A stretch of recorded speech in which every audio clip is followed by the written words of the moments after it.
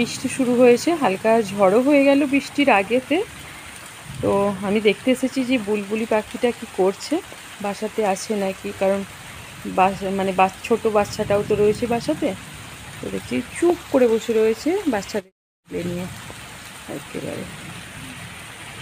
বৃষ্টির ফোঁটাটা এখন খুব একটা বড় নয়, এই যে দেখুন রাম তুলসীর পাতাতে পড়েছে, হালকা হালকাই হচ্ছে।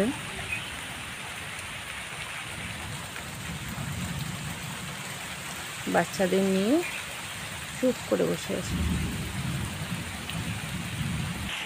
যাই হোক, ঝড়টা থেমে গেছে, ঝড়েরতেই বেশি ভয়, বৃষ্টিটা তাহলেও এ করে নেবে। আর আমি তো উপর থেকে এই যে কাপড়ের একটা গার্ড তো দিয়েই রেখেছি না।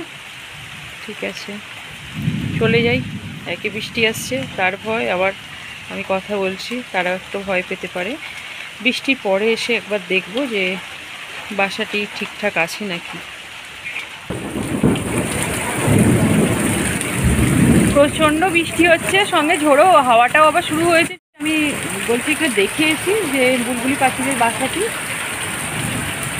দেখা যাচ্ছে না, সঙ্গে একটু অন্ধকার হয়ে গেছে। যেটুকু আমি বুঝতে পারছি, ক্যামেরায় আসছে কি জানি না, বুলবুলি পাখিটি বাসাতেই একেবারে বসে রয়েছে, বাচ্চাদের নিয়ে, ছানাদের সঙ্গে নিয়ে। বিদ্যুৎ চমকাচ্ছে, ওর মুখটা এদিকেই আছে। আর বৃষ্টিটা থেমে গেলেও এক হয়, তার সঙ্গে বৃষ্টি যেমন হচ্ছে, আবার ঝড়টাও প্রচণ্ড শুরু হয়ে গেছে না। জানি না বৃষ্টির পরে কেমন বাসাটা থাকবে। আর কিছুক্ষণ পরে অন্ধকারও নেমে আসবে, সন্ধ্যা হয়ে যাবে, আমি দেখতে পাবো না। আমি ওই জন্য বলছি যে দেখে আসি।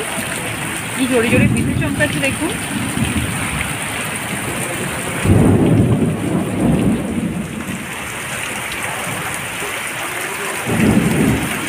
একেবারে আজকে সন্ধ্যা হয়ে গেলে আর দেখতে পাওয়া যাবে না, কালকে একবারে সকালেতেই দেখতে হবে যে কেমন আছে ওদের বাসাটি।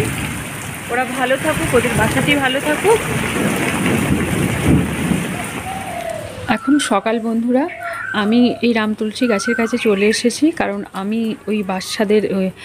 ওই বুলবুলি পাখির বাসা বা বুলবুলি পাখিরা কেমন আছে আর ওদের বাসাটি কেমন আছে সেটি আমি দেখতে চাই।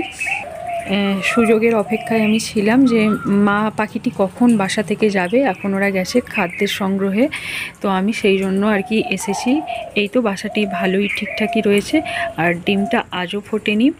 আর এই ছোট্ট ছানাটি মনে হয় ঘুমাচ্ছে, ওর মা এসে গেছে। বুলবুলিদের বাসাটি ঠিকই আছে, ভালোই আছে দেখলাম। ডিমটা আজও ফোটেনি। আর ছোট যে ছানাটি ঘুমাচ্ছে নাকি ঠিক মতো আমার দেখা হলো না। যাই হোক, এখন ওর মা এসে গেছে, যা আবার পরে দেখা হবে। এখন এই পর্যন্তই থাক।